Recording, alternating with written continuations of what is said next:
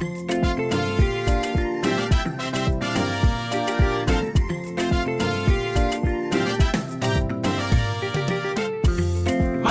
yetu, uhai wetu, tuyali. Ni kutokea hapa Algiers, Algeria, ambapo tunakuletea matukio mbalimbali yanayohusu maonyesho ya kimataifa ya biashara barani Afrika, yani Inter-African Trade Fair, ambayo kwa mwaka huu 2025 yanafanyika hapa nchini Algeria katika jiji la Algiers. Sasa kama unavyojua ambavyo Baraza la Taifa la Hifadhi na Usimamizi wa Mazingira, yani NEMKI, huwa hatupitwi na jambo lolote, hasa linapokuja swala la uwekezaji nchini kwetu, lakini pia linapokuja swala la maendeleo, ambayo kimsingi maendeleo yoyote au uwekezaji wowote ni lazima utakuwa na impact kwenye mazingira. Sasa dhumuni na lengo kuu la NEMKI kushiriki kwenye maonyesho haya kwa mwaka huu 2025 ni kuonyesha ulimwengu, yani kuionyesha dunia kwa namna gani ambavyo Tanzania ni mahali sahihi na salama kwa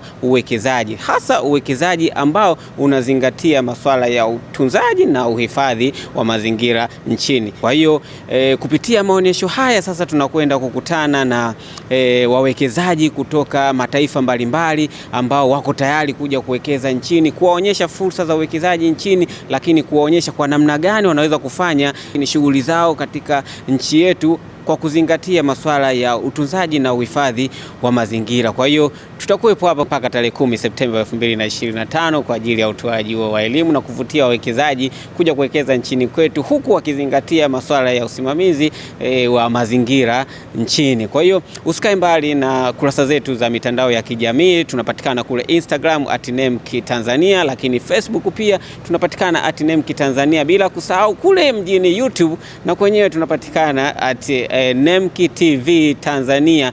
Kutokea katika viwanja hivi vya maonyesho maarufu kama Safex hapa Algiers nchini Algeria, mimi ni Tajiri Kihemba wa NEMKI Tanzania.